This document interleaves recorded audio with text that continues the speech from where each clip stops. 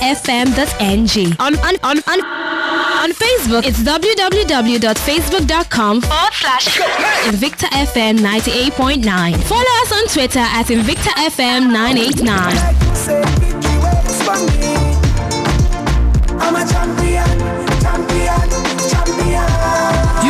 You can subscribe to our YouTube channel to get all of the fun and craziness on youtube.com/Invicta 98.9 FM radio. On Instagram is Invicta 989. You can also download our mobile app from Google Play Store on all your devices. Now, you can stay connected and be victorious with 98.9 Invicta FM. Everywhere and anywhere online.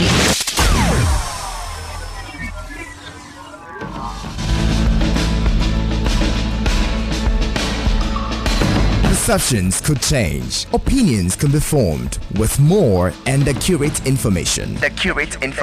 Get all sides, views and opinions on topical issues. Have your say on Perspectives with Twin Alabi at 9 a.m. Mondays to Fridays on Invicta 98.9 FM. Perspectives. All sides, all views, all individuals are welcome.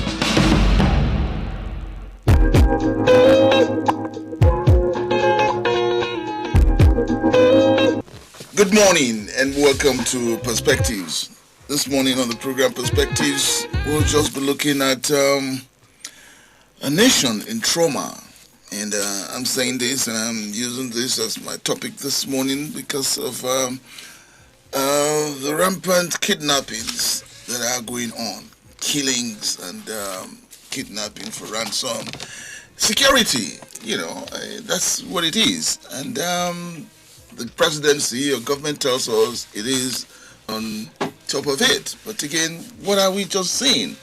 Lives being lost and people are afraid to travel and things are just not the same with us in this country and just wondering where help will come from. And while we are at it, we all are still mourning the loss of the Chief of Army Staff and his colleagues too. And so here we are. Can we ever stop talking about how we found ourselves here? Where did we go wrong? And security. Just when can we talk about being secured in this country? Priority of government and the prerogative of it is to secure its people and, of course, property.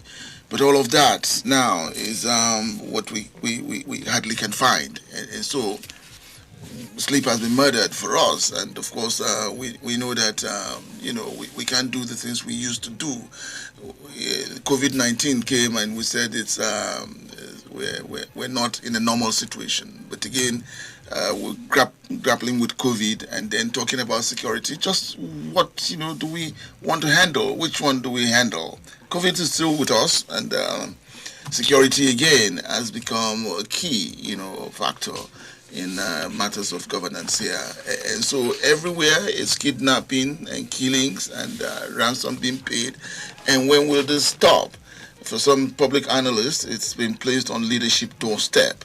But again, as citizens too, man's inhumanity to man that is playing out now. My colleagues are here with me in the studios, and just before my guest, takes his seat here, we're just talking about it with my colleague. Job is here with me, Morpheus also here with me. I just, wanted to put it to them that, so what are we looking at? Job, how's this coming out for you, Matter Job, on the matters of kidnapping, killings? Morpheus, you're laughing, but seriously, sir. Sleep has been murdered, like you said. Sometimes any sound, you suspect everything and everyone. And just 2 days ago, I was going through my social media, and a friend posted on her status a young child or children being lined up they were kidnapped. The parents don't even know where they are. They have been butchered, and I think whether they are being eaten or they are being sold, I don't know. And she was like, right now, you need to suspect everything you eat, or people you relate with, or things that you or places you go to. You just suspect everyone. And right now, Nigeria is really in a big trauma. because now we're afraid to travel. Even just to go from here to just within town, you are afraid of entering a particular car because you don't know who you're entering the car with. So it's really scary, and it's really not nice, because the Nigeria we are in today right now, it's it's not something that our forefathers fought for. So it's something that, well, I don't know. And Morpheus, when you begin to hear that government says yes, assures citizens of having a secured nation, I mean, what comes to your mind on that? It's sad, because all that we've witnessed is a lot of talk and little or no action. Each and every day, especially for someone like myself, we come for the dailies, and there is no day that we don't have multiple headlines in the newspapers talking about insecurity. So we're seeing insecurity in different forms, from the far north, what we see there, and moving all the way down to the southern part of the country.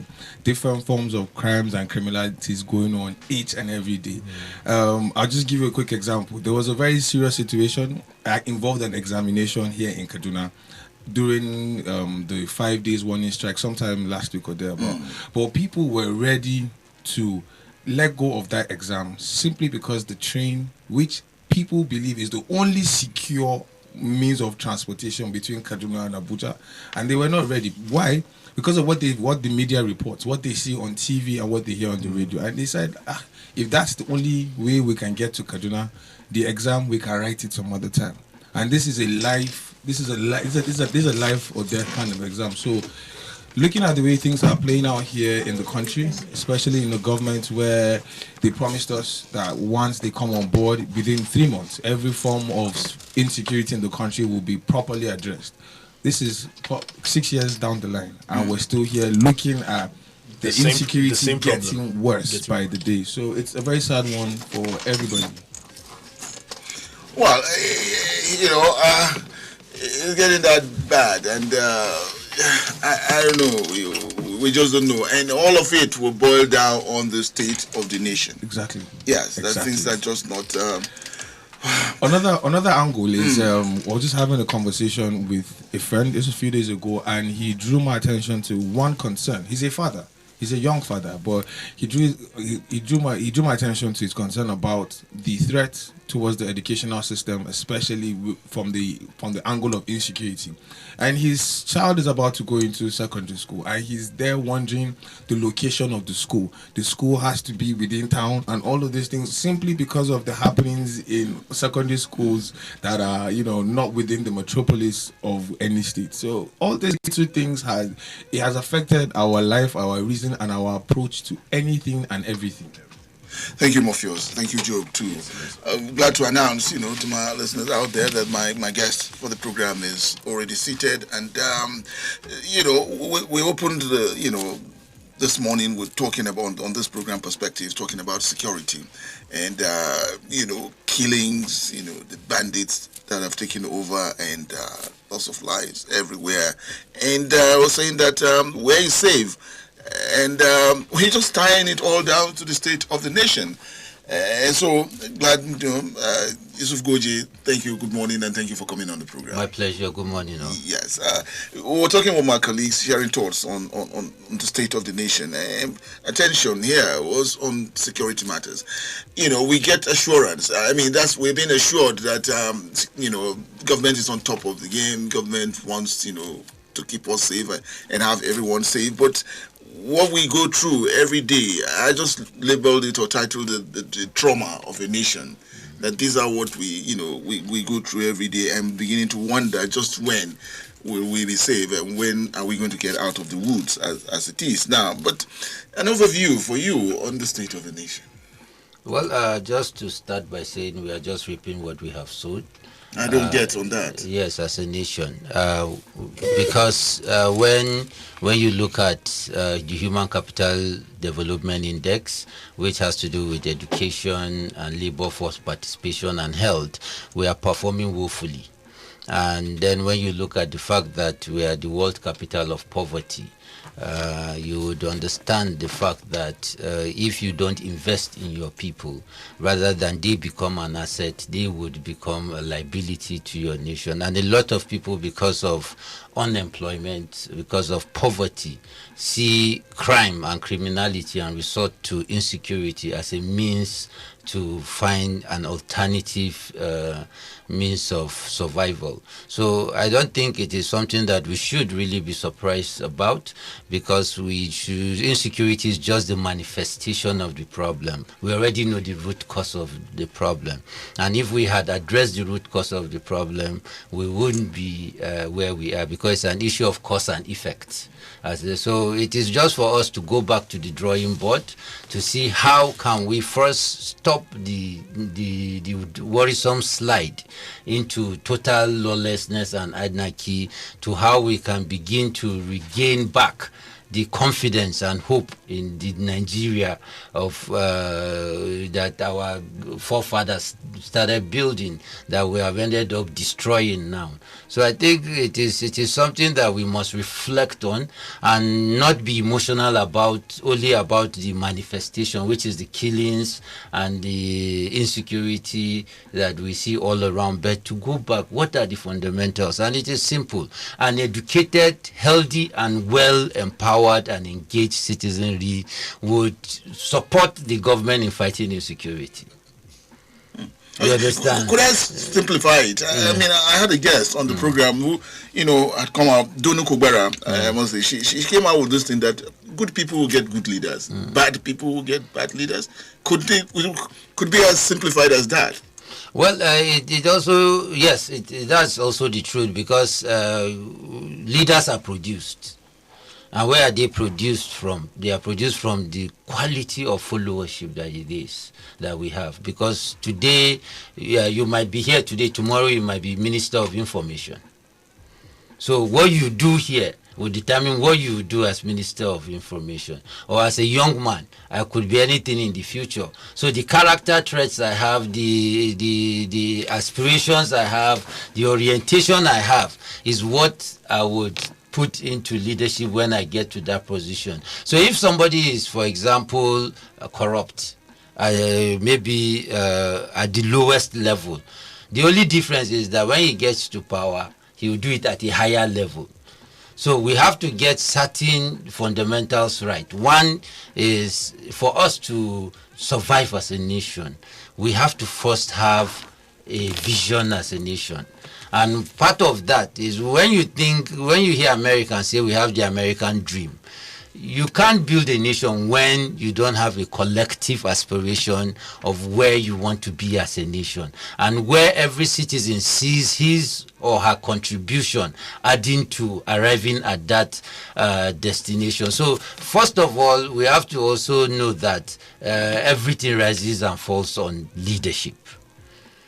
If we have quality leaders, you would see quality decisions that would inspire the people to want to contribute to the nation building process. Most of the people are nonchalant about the fight against insecurity. They are only crying because we are the victims. But we are nonchalant. And the reason is that we don't have the confidence in the leadership to be able to also contribute our own part.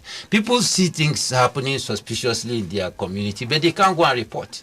Because at the end of the day, even if you report, these people are arrested. You hear a high-profile person will just call the head of the security agency, and that person is a free man, and you'll be victimized at the end of the day. So these are issues that as a nation we must address. And insecurity, it's why I said it's what we are reaping is that we as a nation, we have gone within a short period time into two very deep recessions. And when a country goes into recession, it means people have lost jobs. It means the frustration level and depression level has gone high. So when you don't have a system to cushion those effects, these people become very frustrated, very angry, and they end up lashing back at the system. And whoever looks like he represents the system. So people get angry at you for looking rich. because they are angry at the system. They feel, oh, this person is enjoying from the system, so why not kidnap this person and also extort from him? So these are some of the realities that we must look out for, but we must always ensure that we speak to the fundamentals.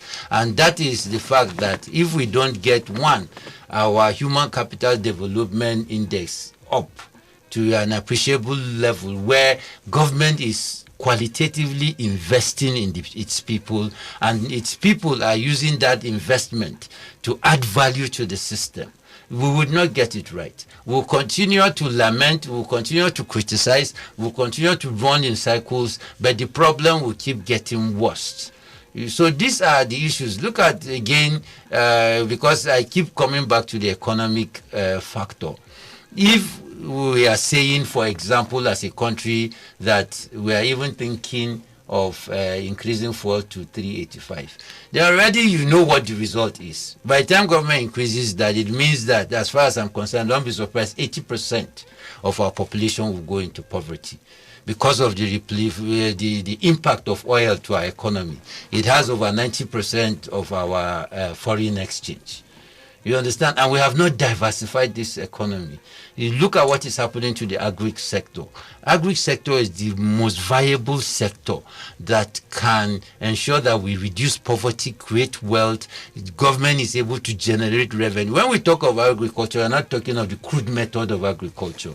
We are talking of the value chain as it is. So you have people that can come and do innovative things around agriculture that links the ordinary farmer in the local community and his market without taking a step. So you have innovations that you can put into agriculture that would make young people want to go into agriculture.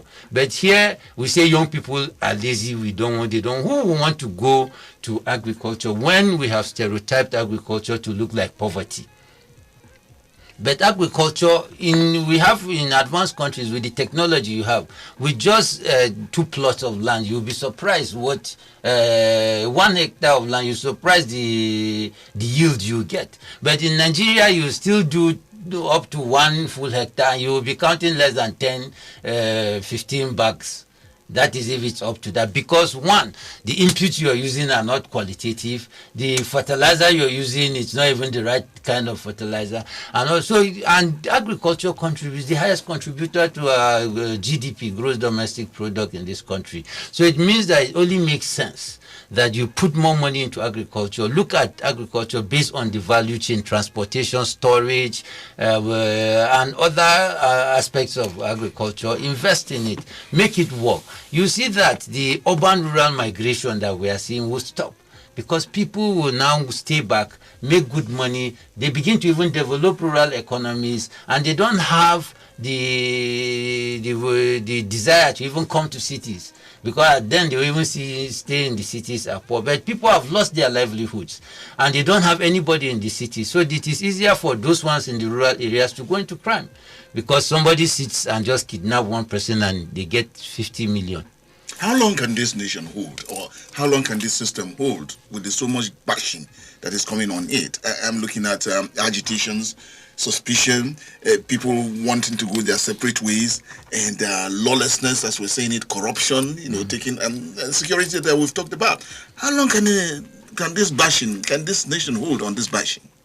Well, no matter how optimistic you want to be, you understand, you still tell yourself that we don't have much time as a nation. If drastic steps are not taken to address the slide into what anarchy that we are seeing, I can assure you that not less than 10 years to come, it will be difficult to have a country called Nigeria. Even this guy, Rilwani, the economist, I was reading, was it yesterday, he said that by 2030, if we don't increase our level of investment as a nation, we are going to lose it, because of the multidimensional poverty that we're experiencing, insecurity, unemployment, other factors. That is what will consume this country by 2030. And these are not mysterious predictions. These are realistic predictions that when you put 1 and 1 together, people are fast losing hope in this country. You understand? Look at the level of inflation, 18%. Look at food inflation, about 22%. So how would somebody in a country that 1,000 naira has almost lost half of its value survive at that? We are no longer talking of rice now as luxury. We are talking of gari as luxury. You get? So when you look at all these factors as a nation, you find out that these are the underlying issues that are stirring up the agitations you're seeing, because some of these agitations are politically motivated. We have a system, a rent-seeking system, that what you do is when you are out of power, all you need to do is to use your geopolitical inclinations to use it as a political bargaining tool, as an elite, to get your own share of the national cake. Then when you get your own share of the national cake, then your people are still in poverty. President Buhari is a northerner. Is the North more better because President Buhari is a northerner? Today, looking at the situation of the North, is the North better because President Buhari is in power? No. When Goodluck Jonathan was in power, was the South the most advanced city in Nigeria?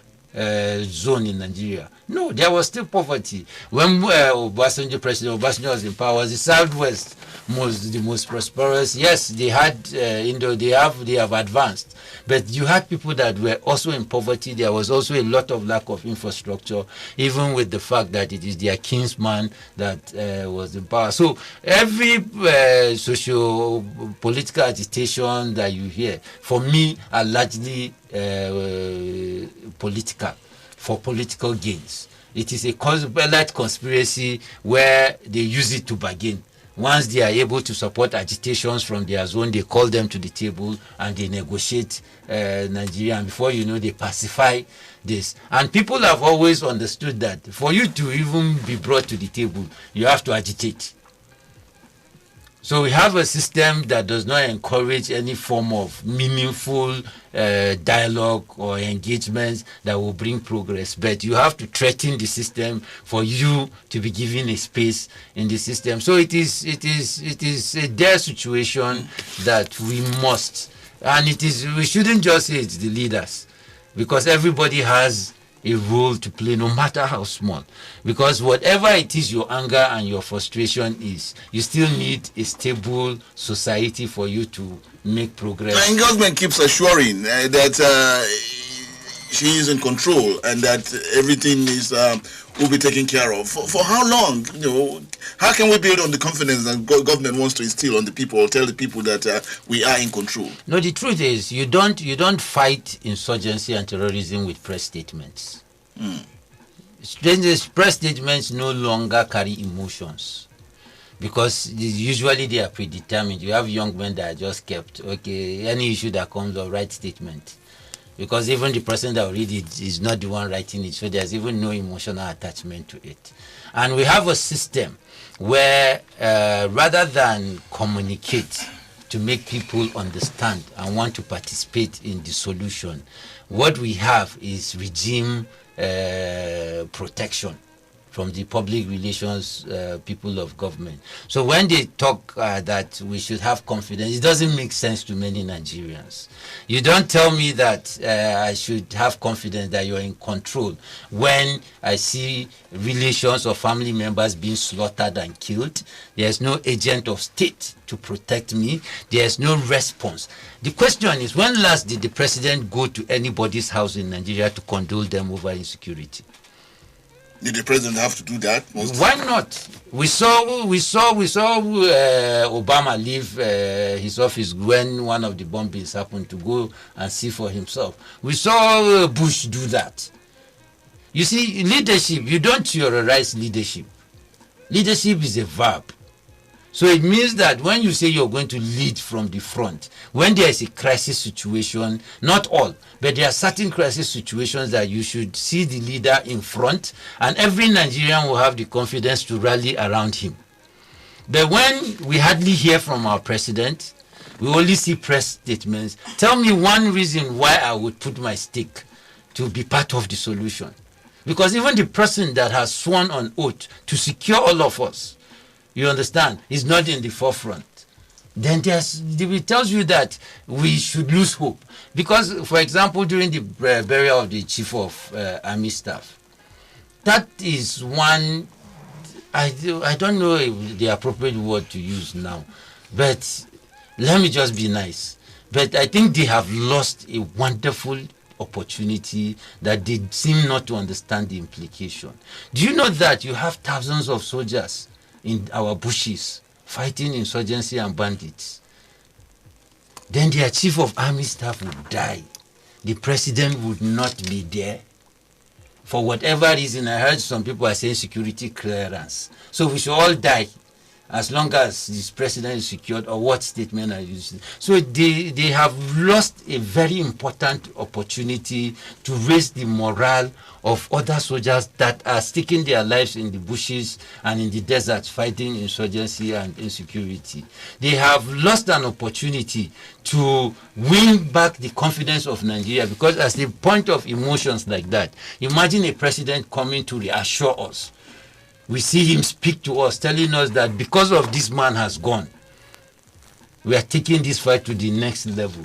It is more than 1,000 press statements you make, or you hire people to come on social media trying to defend security clearance. Did we vote the president to come and do security clearance? When the president was campaigning, did he need security clearance to go to rallies? Did he need it? He did not. So we must tell ourselves the truth. And we must hold our leaders accountable. The president, who is the chief, commander-in-chief, has one responsibility: to secure the lives and properties of Nigeria. And statements would not stop the daily. People are dying daily. We always talk of the ones we hear. Communities are being ransacked. There are communities that you don't have people now staying there. They are now IDPs in their country. We have people that are becoming economic refugees all over the world. People are running out of this country, becoming refugees, economic refugees all over the world. Do you know what they do there? So these are issues that we must tell ourselves the truth. At any time more than now, we need a leader. And unfortunately, we don't have a leader now. We have a president. Because a leader would not stay in his Aso Rock when his country is burning. Because it has been clearly established that government is not the only institution that has monopoly of violence. That is clearly established. So, and we know the situation of our security infrastructure. Architecture, sorry, because number one, we don't have the numbers. We have insufficient number of security forces. Number two, we don't have the equipment. So if we don't address these two things, whatever government will come and say, you as a media man, you heard the issue of we did not see the weapons that were bought. When this president, the late chief of staff came, they said they couldn't trace it. Where these huge sums of money? So, and we're already in a state that it's just a bad time to be a Nigerian. The program is Perspectives, and just simply put this topic today as a nation in trauma, and we're talking about it from all sides. The trauma is coming on for us, and Yusuf Guji, my guest this morning, is a public affairs analyst, commentator on national and international matters, sharing thoughts with us about the state of the nation. We'll come back after this commercial break. We'll be right back after this quick commercial break. Are you serious? For real, are you serious? Victor FM. Welcome back. It's the program Perspectives this morning, and looking at the state of the nation. And we're saying that we are traumatized people, as the case may be. Now, with so many things coming on, hitting on all of us from all sides, security, and saying that killings all over the place, people losing their livelihood and losing their homes, and all that is happening, and we're talking about it, and how long and how well can we hold on to patriotism as it is in Nigeria today? And just before we went on that break, my guest this morning said this is not one time to be a Nigerian, and I could get him from that angle because the options that we have, if there are options, the options that we have of staying alive and seeing ourselves as Nigeria is becoming very, very, very, very tight for us today. That a lot of people prefer to just get out, find somewhere else to go other than stay in this country. It has become this bad. Well, it has, but the truth also is that we must also save this country.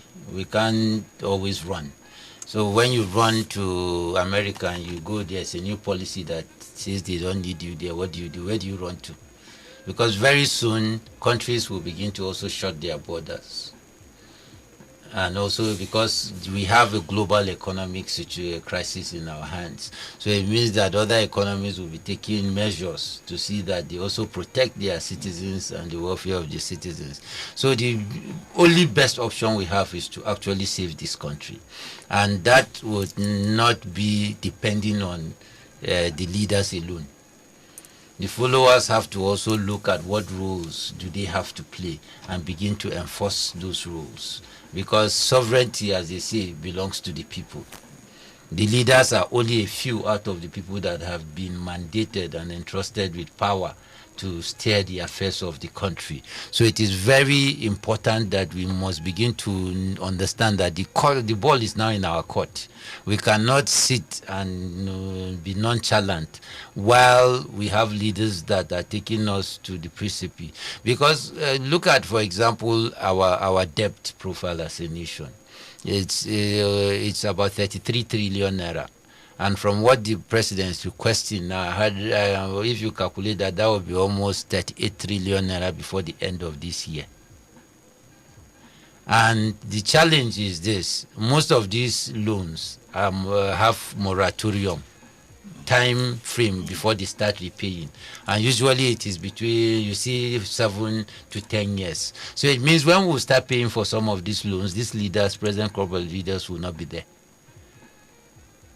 So, and if you check, they don't usually come out to tell us the terms and conditions for collecting this loan. Just, is it early this year when the House of Reps invited the Minister of Transport over one of the loans we wanted to collect we are wanting to collect from China. And there is a clause that talked about sovereign immunity, that will waive our sovereign immunity in case they win in any arbitration in court, international court. What does that mean? Is if we are unable to pay and they take us to the courts, international courts, it means that they can confiscate any national assets that we have, except I think military hardwares and what have you. So if you look at that condition, in the next 10 years, we might still be Nigeria, but we might still be Nigeria as a subsidiary or as a slave of China. So I think more than any other time, we must leave the issue of leaders alone and begin to say it is our responsibility to take charge of this country, because we can't continue to develop, to rely on the crop of leaders we have. We can't. Does somebody understand this? I mean, you're still talking about leadership. Now, does leadership understand this, or it is about, what satisfies me, what I get out of it, and anybody can, go to anywhere. But again, as long as I'm satisfied and, in all of this. But because all of this attachment to loans, do our leaders understand the implications of it? No, you see, that is why we must differentiate politics from governance. Politics is about power. And leaders will do anything to get to power. They will go ahead to sustain power. So they will go ahead to collect all kinds of loans just to either create legacy projects that they will want to use to feed their ego in the future, or which at the end of the day would also probably even be embezzled. Loans in themselves are good. They are very good mechanisms for filling up your budget deficits. You understand? But if you don't utilize them in a way that there is value for money, there is cost benefit attached to it, then you end up just collecting money, using the money, or mismanaging the money, or diverting this money, and the poor people will end up coming to pay for that same money that was never utilized, or was utilized in a way that is not adding value. You understand? So that is, for them, it is power. And because power, you have to sometimes show that you're working. They rush to go and get these loans to do projects that probably are not even economically viable. But because I have built this, I have built that, during my tenure I have done that.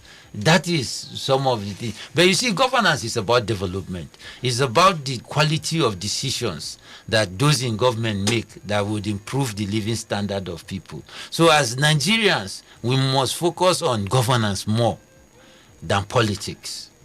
Because you can elect a good person into power, but if you don't hold that person accountable, they say absolute power corrupts absolutely. You understand? That same person will look at it as if it's a right. He has gotten wealth and power now, so he can abuse and misuse it at his will. He thinks that leadership is about him as a person. That's why I said it's a leadership problem. Because leadership is selfless. Leadership does not engage in primitive accumulation. Leadership does not believe that all the time I am right. Leadership believes that the people should be the priority of all policies, no matter how right the policy sounds on paper. You look at the rippling effect. You look at the short, medium, and long-term effect. If you see that the people would not benefit from it, you abandon it, no matter how enticing those policies are. Because we know the primary responsibility of government, security and welfare. And if you are not providing security, you are not providing the welfare of at least the majority of your citizens, then you have failed as a leader. According to the 1999 Constitution. Leave the political arguments aside. Let's look at the constitutional arguments. The Constitution states how a government is supposed to run, I think in section 16, in a way that would ensure there is inclusive development, there is social justice. But these are ingredients to viable democracies that is lacking in Nigeria. What is happening to the rule of law? You understand? The law is for the highest bidder now in a country. So once you don't have justice, social justice in any system, that is why I said we are only reaping what we have sowed. You understand? These are just problems are coming up. Yes, we won't heap all the blame on this government. It is a collective problem, because if you look at the presidential speeches and heads of state speech from 1960 till date, the same thing keep reoccurring. Corruption, economy, and ethnicism. All of the speech, go and read them again. Because I've read all of them again, over and over again. It's the same thing, they just use different semantics to talk of the same thing. So it means that the problem has been there over time. But I think we have not seen it get this bad in a long time. Institutions, institutions should hold. But what are you saying with the institutions that we have? I'm talking about educational institution, health, institution, and security as it is, talking about the police and all of that. Even the electoral umpire too. The institutions are failing. And so the rippling effect and implications of all of that to holding Nigeria as a nation. Yeah, definitely. But the issue is that let's look at the point of view. What is institution? Institution is not the building. It is still human beings. The only difference is that you have systems, you have processes, you understand, you have structures that will not bend to individual preferences or what have you. But it is still human beings that would operate these same institutions. So what we should be looking out for is that what are the quality of people running institutions, not just use it as an institution. Without you, sir, and every other person here, this studio will not work. If you like fix all the international gadgets, it won't work by itself. So what will make this studio work is the quality of people in this studio. You understand? So that is how also government institutions are. So the moment we don't begin to look at the quality of people, and that is why the citizens have a critical role to play in all of this, because institutions are there, the people are there, but if nobody to hold them accountable, they can't hold themselves accountable. You understand? Especially when every day you have the temptation of having to send billions of naira and nobody is asking you any question. You get, and when you even steal this money and you go and build beautiful houses, you have cars, this community comes out to, even your religious leaders come out to pray for you for stealing our money and believing extravagant lifestyle. You understand? So you find out that we continue to reinforce this problem as citizens. Let's not, because what is the concept of government? The concept of government is about demand and supply. We citizens are the demand side, the public servants are the supply side. So if the quality of our demand is low, the quality of supply we'll get will be low. Because as I have said, it's an issue of cause and effect. You understand? So again, even as citizens, we have always believed that being a citizen is an issue of right. It's not an issue of right. What activates your right as a citizen is if you perform your roles, responsibilities, and duties. So we should not feel that when they say democracy is government of the people, it's just a statement. Why the people keep on reoccurring is because the people have the major role to play in determining whether democracy thrives. So if the majority decides to be a silent and inactive majority, the vocal an active minority will continue to take over what is there for this country, will continue to take decisions that will only favor them, and we, the silent majority, in our homes, in our various distinct locations, will be criticizing and so insulting, and nothing will change. I have not seen anywhere where criticism alone and insult has changed the government. It is active participation, it is engaging, it is ensuring that if government say we are spending 1 naira on security, we follow up to see that they spend that 1 naira. If they are spending 10 naira on education, we follow up and ensure that they spend 10 naira, that 10 naira in education. When we see somebody who today he's poor, tomorrow he gets an appointment, he's rich overnight, we should ask questions. Do you know why? Because where he is operating as a head, the houses he's building, the cars he's buying, is the same money that has been appropriated to build the schools that we don't have, to build the hospitals that we are saying are not available, to build these roads that we are complaining are not available. So we can't eat our cake and have it. Just enough time for me to take 1 or 2 calls, before we bring the program to a close. Numbers 081 40,000 989 or 070 87 800 989. Hello, good morning. Mr. Tualabi, good morning. Good morning. Good morning to your guest. Your guest has spoken very well. You are also Engineer Emmanuel. Yes. You see, we need a leader, not this what we're having today. When your guest make that statement, you just make my day. I don't think we have gotten a leader yet. When we get somebody that we have the masses at heart, then I tell you nothing but the truth. Mr. Tualabi, things will work out the way they ought to work. But for now, we are still where we are.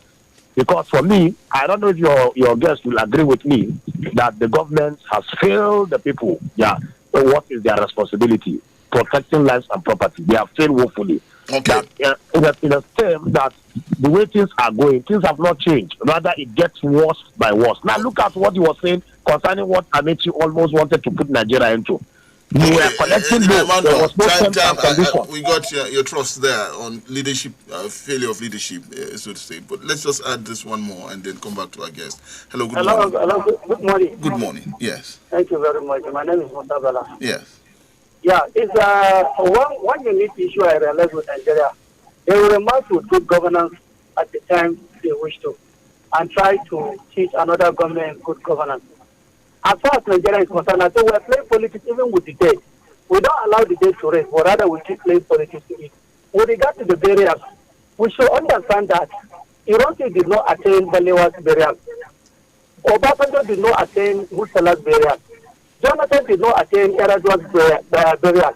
Then Obasanjo never attended that of Shagari and that of Awakari simply because of the sacred loss of ground. So what makes different with that of Atahiru? And on the issue of loans, we should understand where this country is coming from. When this man inherited a looted country into hundreds of billions of dollars, why do you want him to take the money to do the work he's working? Okay. Are you interested in the in transparency of the loan or just collecting the loan? We never care about how bad this country was looted, but we are crying every day that we are collecting loans. Let us go and find out, is that loan being spent on the well-being of the people or not? Okay, Musa Bala. Let me just tie Engineer Emmanuel and Musa Bala, if you just tie them together. Well, for Mr. Emmanuel, he talked about the government has failed. I would say that is subject to personal opinion. Everybody has his own opinion based on where you stand. And for Moga Musa Bala, well, it is not about selective criticism. Probably he's comfortable with the situation, but he should also know that also there are Nigerians outside that are not really comfortable. And he should also go back and revisit the campaign promises that this government did before 2015 and put it side by side with what has achieved then. But the whole thing for me, it's not even about criticizing government. The whole thing is that we as citizens must wake up. Because as far as we are concerned, I don't think that if we would tell ourselves the truth, we are where we want to be as Nigerians. Considering our human resource, the population we have, considering our natural resource, considering that I don't want to say every second because I don't have statistics, but people are dying on a daily basis. People are dying on a daily basis. People are losing their economic means of livelihood on a daily basis. So I don't know whether we should be praising government for that. I don't know where people are looking at it. So when we want to discuss these issues, we must put aside partisan interest. We are not saying that government is 100% bad. But what government is doing, is it yielding the desired result? Is it removing people from poverty? Is it stopping from people from dying because of insecurity? These are the issues that we should put forth. Whether he's trying or not, we might not even be the ones to judge. Posterity will judge. But the question is that, would we even survive to see that time? That posterity will even judge from where things are getting to. And lastly, on the issue of the president not being there, you see, even if every president has not gone to any burial, does that make it right? So the critical thing for us is the president missed a rare opportunity to talk to a nation that is distressed, a nation that is depressed, and a nation that is frustrated with what is happening. People have complained that the president does not talk to us. Then how do you rally our support to support you in achieving your socio-economic policies and progress when you don't communicate to us? Press statements don't carry the force of your leader talking to you. A father cannot hide in his room and continue to write the press statements through his wife to give to the children when he's alive. So it is important that the father takes charge of his house, rallies his house around, ensures that his children get all that they should have as children, and even protect and defend them. When a father cannot sit down and send his wife when his son is in a dire situation, maybe arrested us, then you sit down and say, no, let my wife go and handle it. It doesn't work that way. So we know that we cannot heap all the blame on the president. But one thing we must heap the blame on is that he's not providing the required leadership qualities that we need in this turbulent time to remove Nigeria out of the brink, to ensure that we don't collapse as a nation. All the effort the president is doing, he might be doing a lot. But because he's not valuing anybody around what he's doing, people might not even be seeing what he's doing that is good. We are seeing the railways, we are seeing whatever that is being built. But if we don't understand For what use? And we don't have a connection to what that is. You can give everybody a skyscraper in Nigeria, and Nigerians will still complain as long as you're not able to communicate to them how that skyscraper is to their advantage. And that is why you see leadership is important. Why do you think we quote American presidents? When Winston Churchill, during the Second World War, when Britain was at the verge of being conquered, what do you think brought Britain back? It was because they saw a leader who led from the front, a leader who was communicating confidence, a leader who was communicating unity of purpose, a leader who is reassuring his people that we can win this fight, that we would surely come out stronger. And the whole of the Britain rallied around Winston Churchill, and they came out stronger and won at the end of the day. So that is what we need at this point in time. We are not saying whether he's performing. It is not relevant whether he's performing or not for now. We need to save the nation first. And he needs to provide, because we're in a state of war as a nation. Whether we want to politicize or cover it or sugarcoat it and call it banditry or call it terrorism, whatever terminology, we're in a state of war because people are dying. Communities are being sacked. So I don't know what other criteria fits state of war. So it means that we need a general, we need a commander-in-chief to come and be at the forefront. Let's win this fight, even if he doesn't do anything again. But stop these killings. Stop this ransacking of communities. Stop this. Do you know the number of people that have gone into poverty just because of kidnapping? That they had to sell all their assets. They had to go and collect debt. Their whole family members had to sacrifice a lot just to release one person. Do you know the number of families that are in poverty now because of that? So if the president would not do anything, if the president will not do it, let's stop this crisis. Then we can now focus on economic development to ensure that this is inclusive. And we must reduce the cost of governance in this country. Our president, our governors must reduce their convoy. How can a president or governor have 200 policemen when people are being killed on a daily basis, or even if it's 50? Your people are not secured and you're secured. Does that demonstrate leadership? Leadership is selflessness. Leadership is about compassion. Leadership is about providing solutions to problems. We are not saying the president did not created this problem, but should we sit down and keep on lamenting when we voted him to solve the problem? Then we keep on saying that he did not. If the problem did not exist before, we wouldn't need him.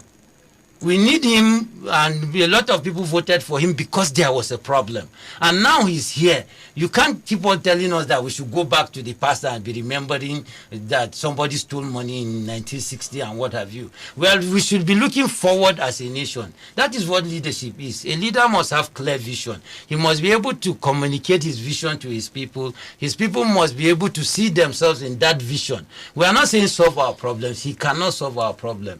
But what we need is a leader that will inspire hope, a leader that will make me go out every morning and want to be a patriot and want to add value to Nigeria, because I know that I have a stake in Nigeria. I know that definitely my own kids have a stake in Nigeria. And that is what we are asking for. We don't want a leader that is locked up in Aso Rock. We want to see our leader going up and down, doing what he can to get us out of this very dangerous and time-ticking bomb that if we don't disengage it, it will consume all of us. And that would just be about the size of it on the program perspective this morning.